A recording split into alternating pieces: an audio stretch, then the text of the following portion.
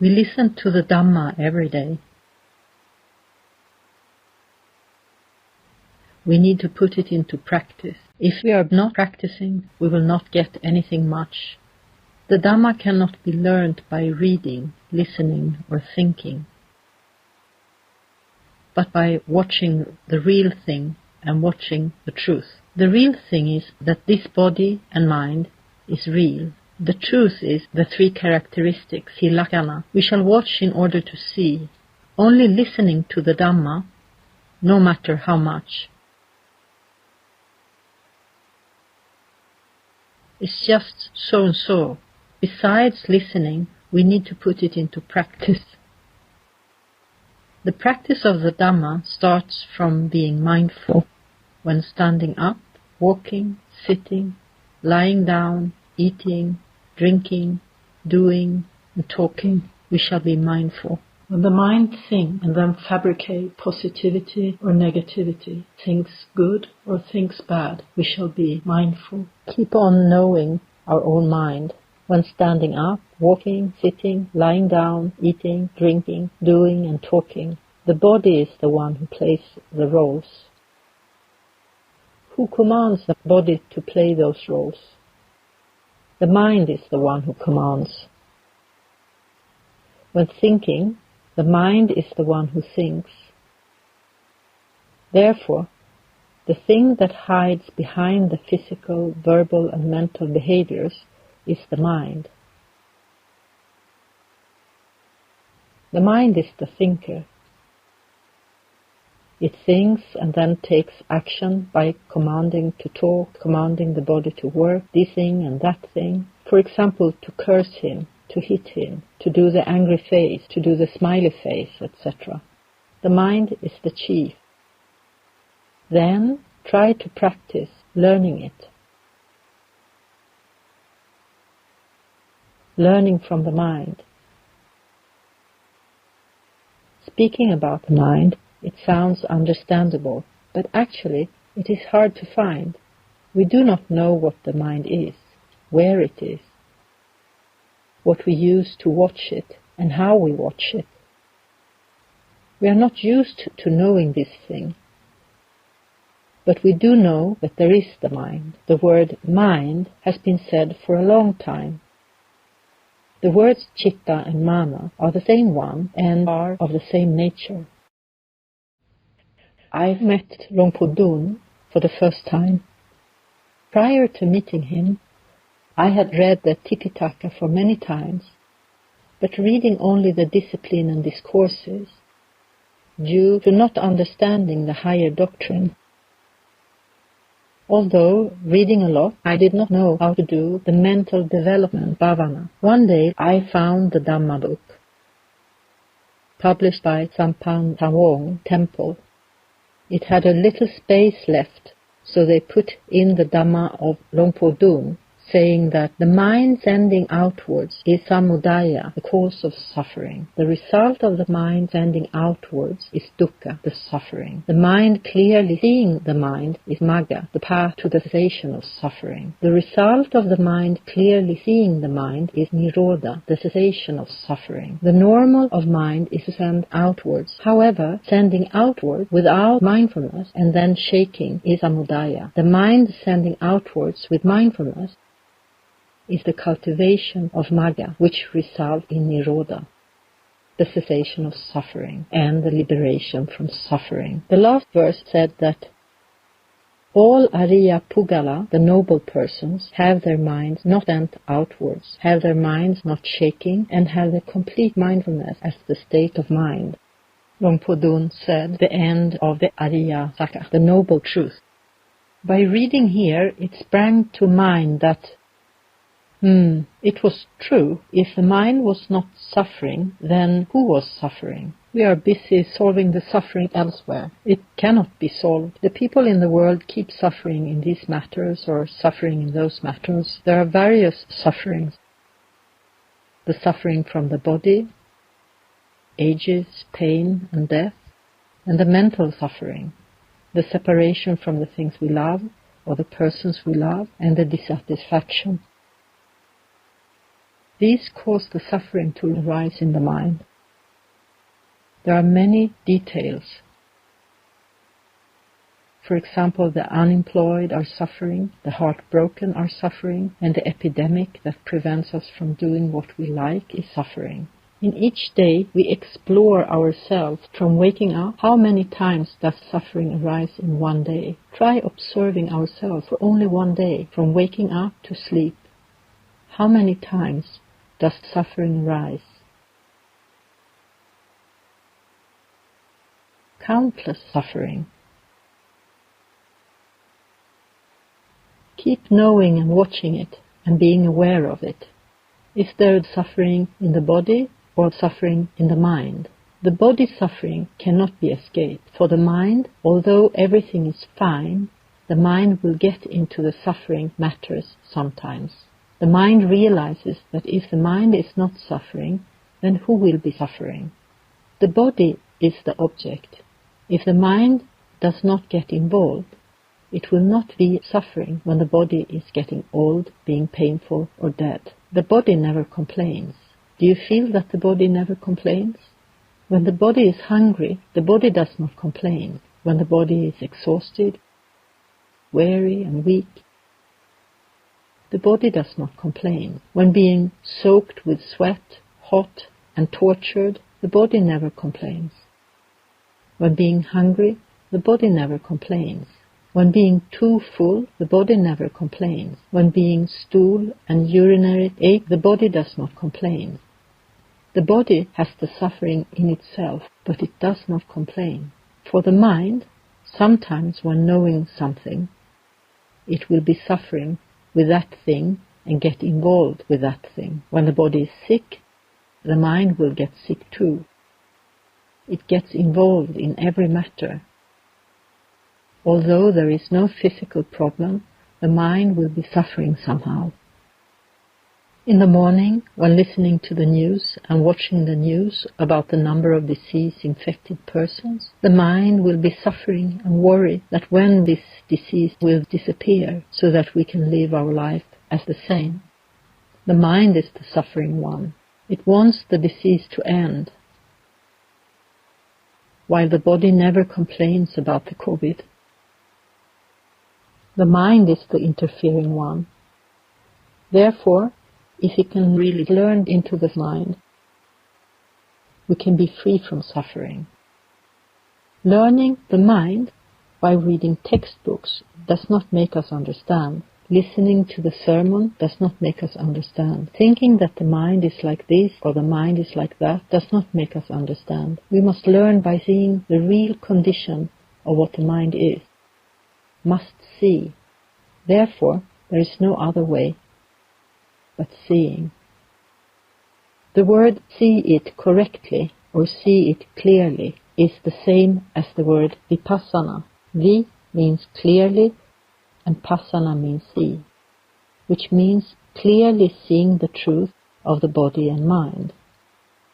When we clearly see this body, we will know that it has no essence. It is just the suffering one, but not the lamenting one. The mind is the interfering one, which causes the problems all the time. Therefore, if we could successfully train our mind well, we will not be suffering.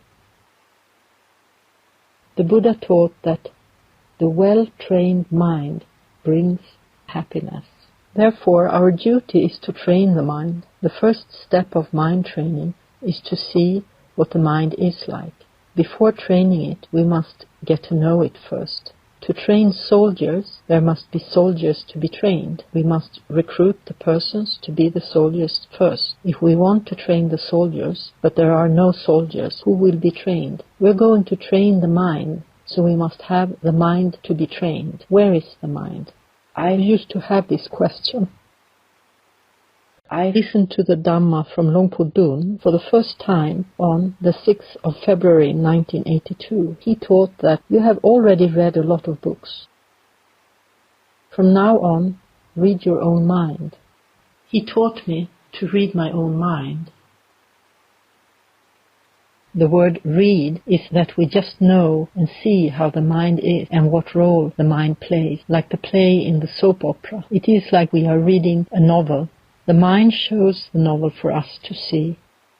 We will see that it shows the soap opera for us to see. Sometimes a love scene, sometimes an angry scene, sometimes happy scenes, or sometimes suffering scenes. Sometimes it is greedy, sometimes it is angry, and sometimes it is eluded. Sometimes it's calm, sometimes it is distracted. It shows the soap opera for us to watch. If we are going to see the mind, Luang Por Dun taught that you have already read a lot of books. From now on, read your own mind. I started to doubt after leaving him. While being with him, I had no doubt due to my mind being rapture. After leaving him and getting into the train, I started to doubt. At the point he taught me to watch the mind and to read the mind, that what is the mind? Where is the mind? What do we use to watch it? How to watch it? I did not know anything.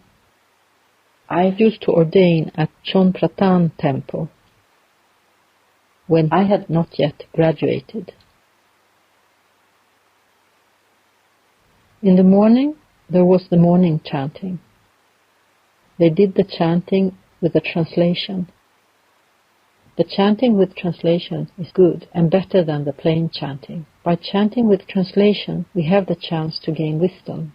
By plain chanting, we will have the samadhi, but not the wisdom. Since we do not know the meaning of Pali language, in the morning chanting, it taught about the body, rupa, the feeling, vedana, the perception, sanya, the mind, mental formation, sankharas, and the consciousness, vijnana. It taught that rupa padana kanda means can, which is the aggregate, the one being attached to, is the body. Vedana padana kanda, sanya padana kanda, sankhara padana kanda, vijnana padana kanda means the aggregate, which are the ones being attached to, are the body, the feeling, the perception, the mind formation, and the consciousness. In the next sentence, the Buddha taught that the body is impermanent, anicca. The feeling is impermanent. The perception is impermanent. The mind formation is impermanent. And the consciousness is impermanent. And jumped to that the body is non-self, anatta. And the feeling, the perception, the mind formation, and the consciousness are non-self. When thinking about the chanting, I had thought that the mind has to be within these five aggregates. The mind will not be elsewhere. Then I did the samadhi and made the mind stable. The stable mind could be made since I was young. Instead of being panicked that Luang Por Dun told me to watch the mind, but having no idea how to watch it, when seeing the mind became worried, I sat down, breathing in good and breathing out do. When the mind was calm, I considered that the mind had to be within these five aggregates. Was it in the body? I had known that the mind had to be within this body, not beyond this body. But not knowing where it was located in the body, I looked into it from hairs, body hairs, nails, teeth, skin, flesh, ligament to bones. I looked into it up and down, from the tip of hairs to the soles, and from the soles to the tip of hairs. Kept on looking up and down. When the mindfulness and samadhi was aware of one part of the body, that part became empty and lost. It was empty. I did not see the mind rising.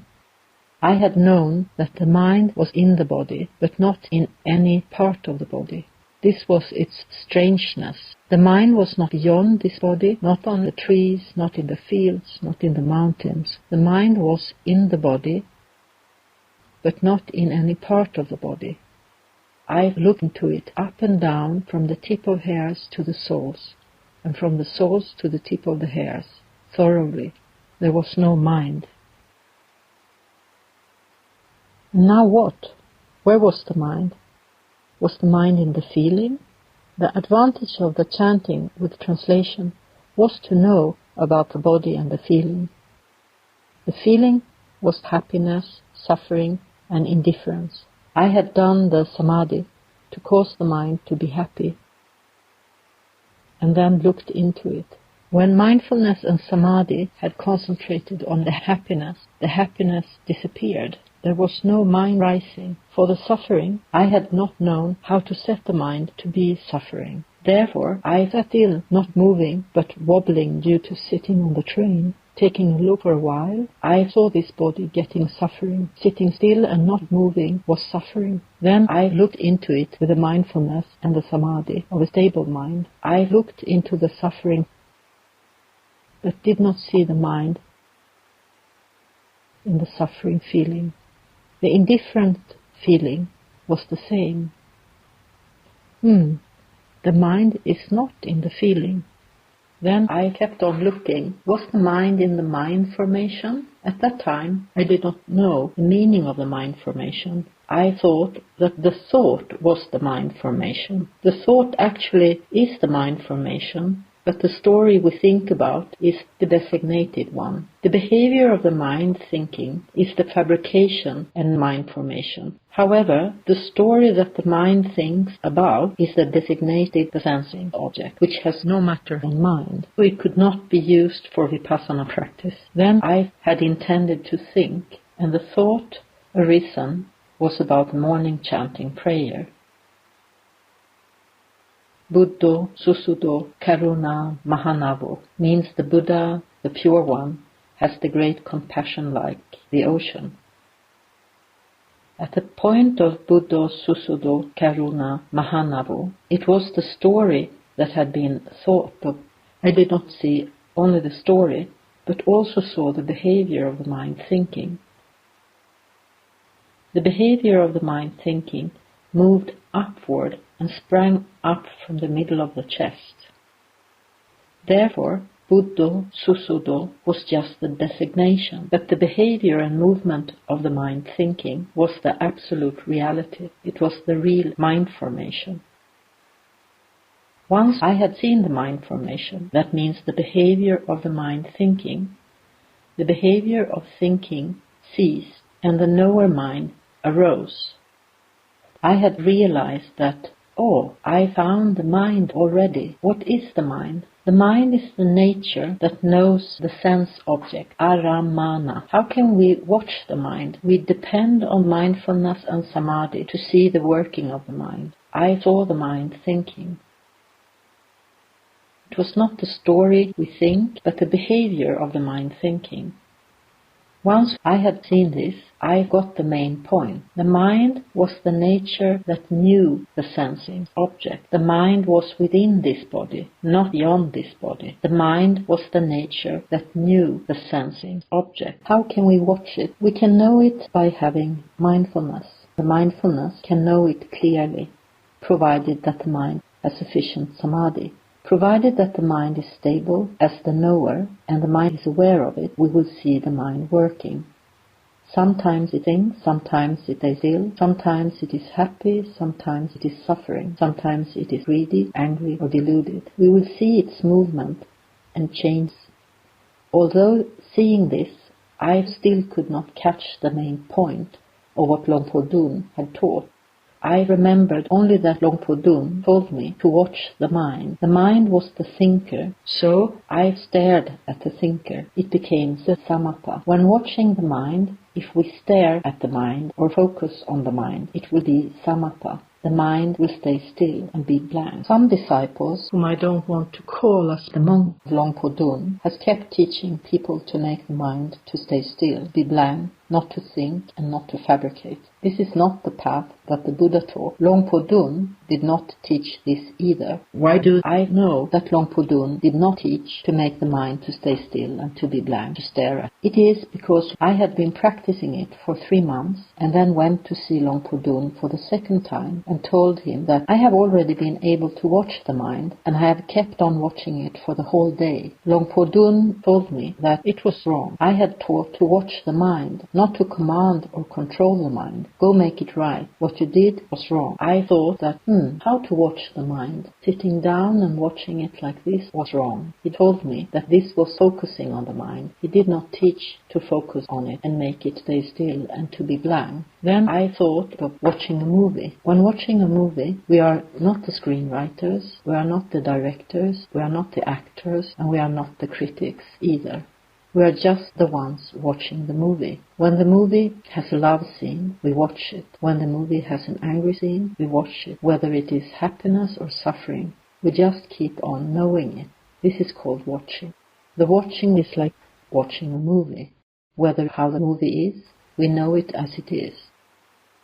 Watching the mind is the same. Whether how the mind is, we know it as it is. The mind has the nature of thinking and fabricate. We shall not modify it not to think or fabricate. At the point where we modify it not to think or fabricate, it actually is the third type of fabrication, called the formation of the imperturbable, anenjali sankara. Practicing the mind not to think or fabricate does not give any benefit. The best would be to go to the Brahma world, subsequently, mostly go to hell, since the mind has accumulated defilements for a long time. Keep on knowing it. We will see the mind working and see the mind changing all the time. How does it change? Why does it change? When the eyes see things, the mind changes. When the ears hear sound, the mind changes. When the nose smells a scent, the mind changes. When the tongue tastes a flavor, the mind changes. When the body comes into contact, the mind changes. When the mind thinks or fabricates things, the mind changes. This mind changes due to the contact, phassa. Due to the contact arising, the mind changes. For example, when we see a pretty woman walking past, the peaceful mind becomes lustful. The mind has already changed. At first there is no lust, but now there is the lust arising due to seeing things. When we see a mad dog running past, the mind will work and change. There is the fear of the mad dog arising. At first we were not afraid, but now we are afraid. When watching the mind, we watch it like this. The mind will change when coming into contact. When eating, if the tongue comes into contact with a taste, and the taste is satisfying, the mind will rise with happiness. We do not like this taste, but force ourselves to eat, since there is nothing to eat. For the monks, they cannot choose at all. They must eat what they get. Today, they may come across only the things they dislike. Their disliked things are dissatisfying. The mind is displeased, but it's better than having nothing to eat. Some monks do not get any food in the alms bowl. On that day, there is no food coming into contact with their mouth. Nothing to eat is even worse. When we come into contact with this taste, we are satisfied. When we come into contact with that taste, we are dissatisfied. We have to know our own mind. When coming into contact with this taste and the mind is satisfied, we shall know that the mind is satisfied. When coming into contact with that taste and the mind is dissatisfied, we shall know that the mind is dissatisfied. Watching the mind is watching like this. When the body comes into contact, the mind works and changes for us to see. In the very hot weather like this, when the wind blows gently, the mind is joyful, happy and pleased. We will see that the mind is joyful, happy, pleased and satisfied. Watching the mind is watching like this.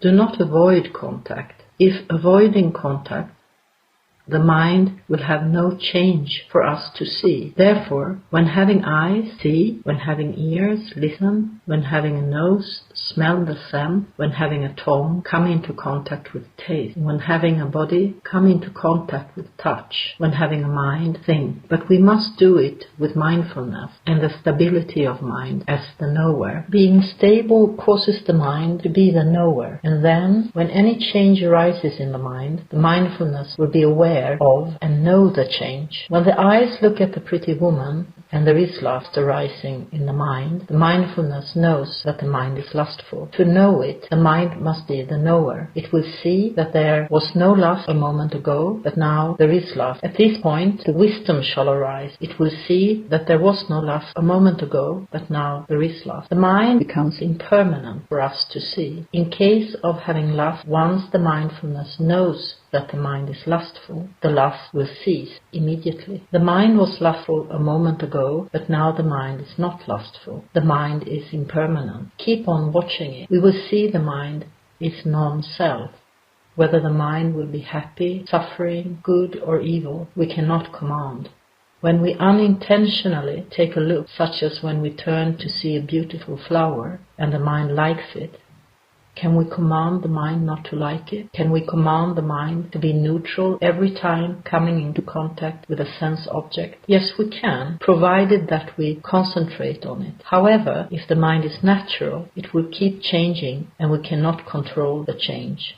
If we are in the absorption, in jhana, we will be able to control the mind for aeons, with maximum period of 80,000 aeons. There is one kind of Brahma who can live for the period of 80,000 aeons. However, according to nature, we are not able to command the mind. When our eyes see things, what are the components of the eyes seeing things? First ones are the eyes, which are the optic nerves and the tools that support the eyes to see. The next one is the object. Having eyes but no object to see will not make the eyes to see things. The next one is light. If there is no light, the eyes will not see things.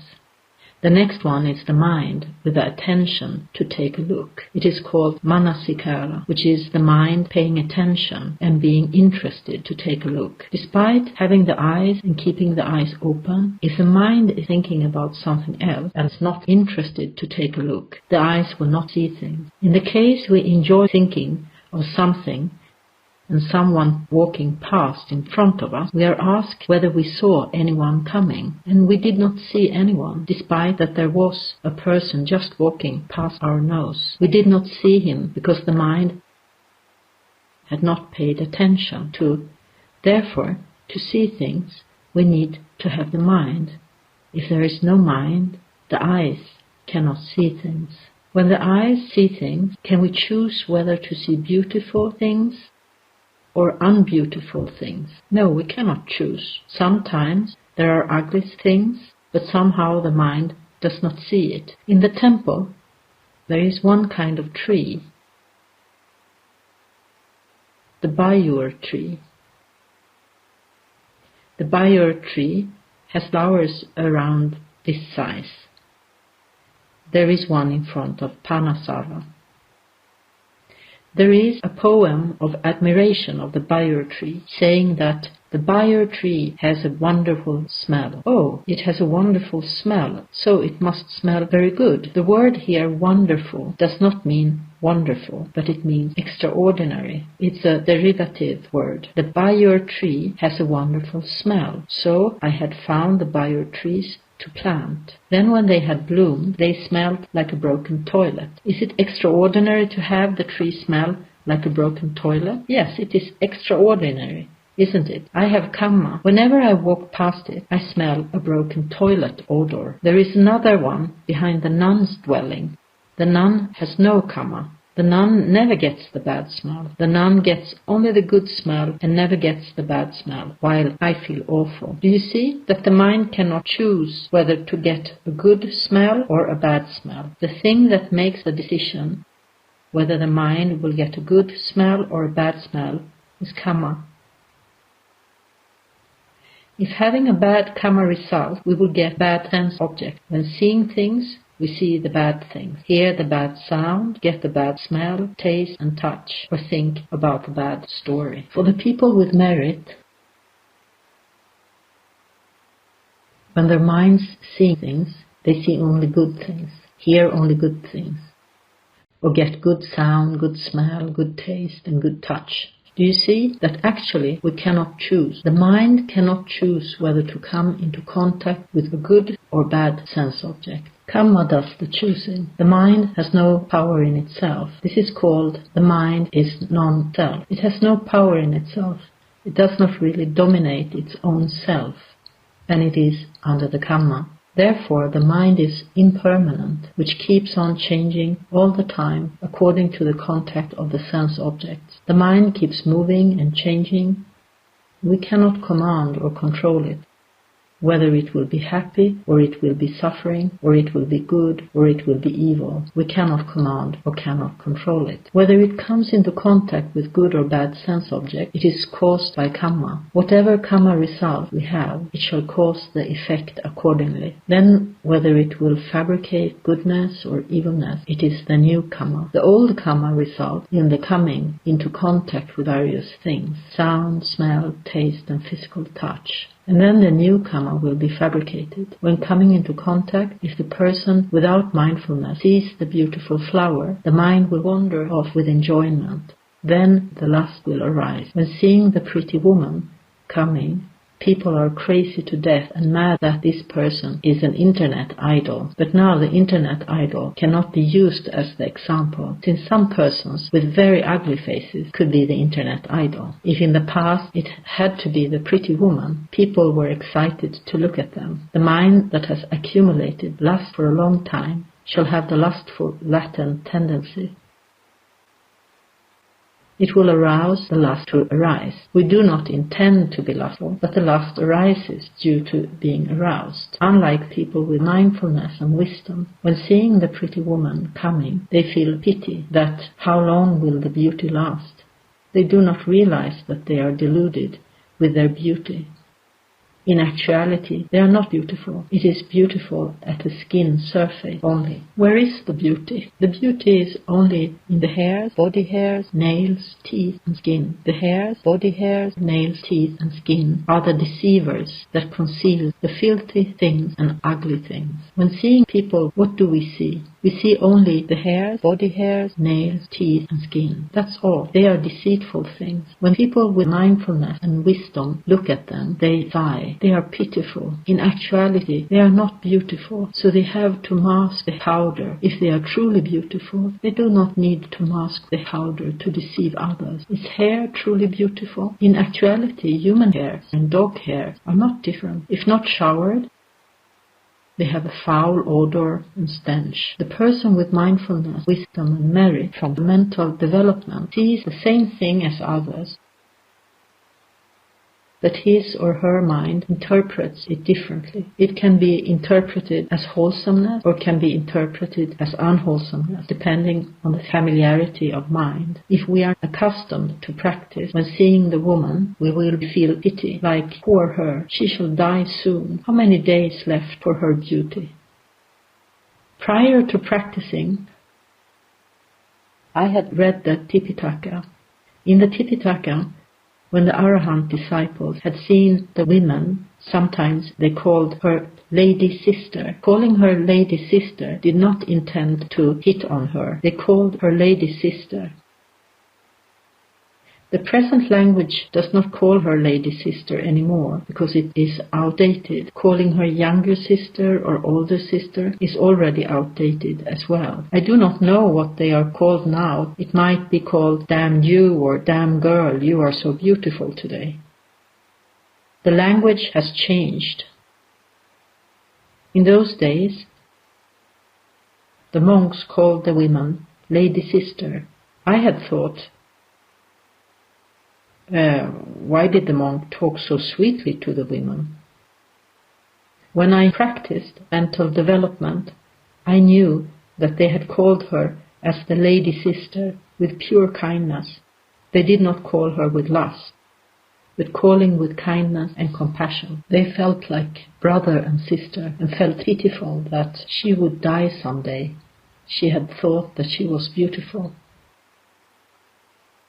But in actuality, she was not beautiful at all. Sometimes when they had warned her nicely, but she did not listen, they would speak harshly that where was her beauty? Her body was like a leather bag with 9 leak holes. It had 9 big leak holes and countless tiny leak holes, with the loathsome things flowing out perpetually. The Buddha used to tell Makantiya this and said that what was considered beauty, He did not want to touch it, not even by the tip of his feet, since it was dirty. The Buddha did not say it with disdain, but with the intention to teach. The Buddha taught Makanteya's father and mother. They listened to the Buddha, understood it, and then got the third stage of holiness, Anagama, while she did not. She did not get any benefit, only hatred. Therefore, if we have trained our mind well, when seeing things, the mind will translate it into Dhamma. If our mind is used to anti-Dhamma, it will translate into anti-Dhamma and translate into defilement. Therefore, whether the mind will translate into Dhamma or the mind will translate into anti-Dhamma, we cannot command. The mind will be according to what it is used to or what it has been trained. As practitioners, we must try to train ourselves. When looking, we must take a profound look. When looking at a woman, we do not just look at how beautiful she is, but must look to see the truth. In this era, men are more beautiful than women. Women are more handsome, while men are sweeter and more beautiful. Women look at men with loving kindness and say like, "Hey, little brother," the language must be changed. When we continually watch and practice watching our own mind, we will see that the mind is impermanent. And the mind is non-self. We cannot command it, cannot force it, or cannot control it. When we keep on knowing and watching it for a long period, there will be a light bulb moment that this mind is non-self. It is not our own self and not ours. We cannot control or command it at all. Once seeing this, it is called that we already see the truth. Therefore, we shall look at the body to see the truth of the body, and look at the mind to see the truth of the mind. According to the designated truth, the truth of the body is unbeautiful and dirty. According to the absolute truth, the truth is that this body is impermanent, suffering, and non-self. The truth of the mind is impermanent, suffering, and non-self. The mind is not loathsome.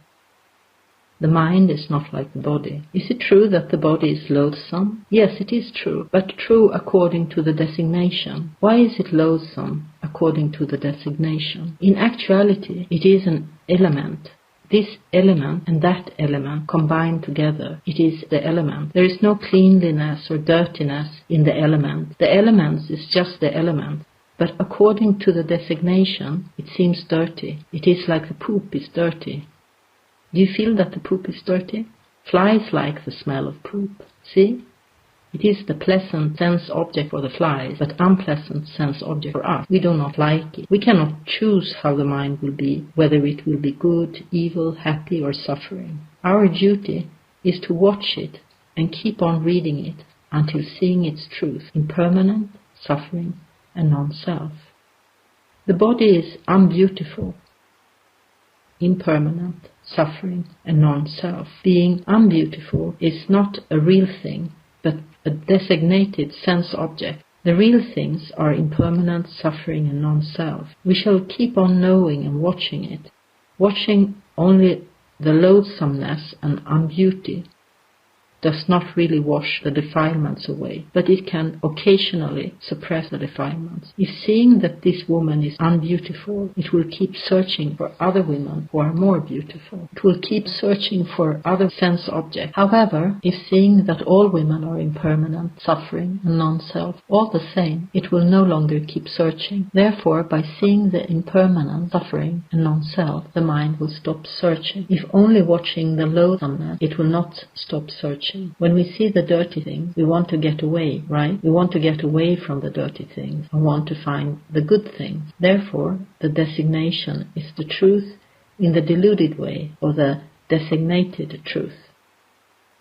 It cannot really be used for getting rid of the defilements. We need to watch impermanent, suffering, and non-self in order to wash the defilements away. After keeping on watching and watching, it will see the truth, and then it will let go. Due to seeing the truth, it will get bored. Due to getting bored, it will let go of the attachment. Due to letting go of the attachment, it will be liberated. Due to being liberated, it will know that it has already been liberated. There is a suffix at the end of the Tipitaka saying that at the time of attaining Arahant, the Buddha said that the birth, jati, has ended. The brahmacharya has been over. The work needing to be done has already been done. There is no other work for purity and liberation anymore. This is the suffix. How is the end of birth being watched? The end of birth is not about being born or unborn. The birth is the mind grasping the eyes, ears, nose, tongue, body or mind. Therefore, when we do the mental development, reaching the extreme level, we will see the mind letting go of the 5 aggregates and no longer grasp them anymore. Even the mind itself, the mind will no longer grasp the mind anymore. The mind is in the aggregates of consciousness, but the mind does not grasp. Not grasp what? Not grasp the mind. If the mind still grasps the eyes, ears, nose, tongue, body, or grasp the mind, it is called the birth. For all Arahants, their birth have ended. We can easily notice that their minds will not grasp the eyes, ears, nose, tongue, body, or mind. Do their minds work and know the designated things? Yes, they know. When the minds work, they know things, not unknowing or non-thinking. They think, but cleverly, not wandering off. Keep gradually practicing. We will gradually know and gradually see according to the truth. See the body according to the truth and see the mind according to the truth. Due to seeing the truth, it will get bored. Due to getting bored, it will let go of the attachments. Due to letting go of the attachment, it will be liberated. Due to being liberated, it will know that it has already been liberated. The mind has already let go. Let go of what? Let go of the aggregate. The outstanding attachments are the attachment to matter, the attachment to body, and the attachment to beauty of the young men and women. As they grow old, we do not want to get attached. Even if they are given to us for free, we will not take it. Hypothetically, if there is a Miss Universe with the age of 90 given to us for free, will we take her? No, we won't. The beauty is not lasting. What we consider beauty, it is beautiful for the unwise people. When the mind is well trained, it will see the truth. It will not wander and not drift off. Wandering is one thing, and drifting off is another thing. They are collectively called wandering and drifting away. Once wandering, the mind drifts off. When the craving, tanha, arises, it drifts off to the eyes, ears, nose, tongue, body or mind. When there is the delusion, moha, arising, the mind will drift off to the eyes, ears, nose, tongue, body or mind. And drift off to do what? It drifts off to grasp some sense object, or drifts off to deny some sense object. The mind is just like this. Keep gradually practicing. Then we will gradually know and gradually clarify step by step. The well-trained mind brings happiness, said the Buddha. It never goes wrong. There is no happiness compared to a well-trained mind. Keep on practicing. If there is one thing surpassing the happiness of the well-trained mind, it is Nibbana. Because Nibbana is the absolute happiness. The mind is not Nibbana, but the well-trained mind comes into contact with Nibbana. Keep gradually practicing. It is enough for today. Today is the monk shaving day.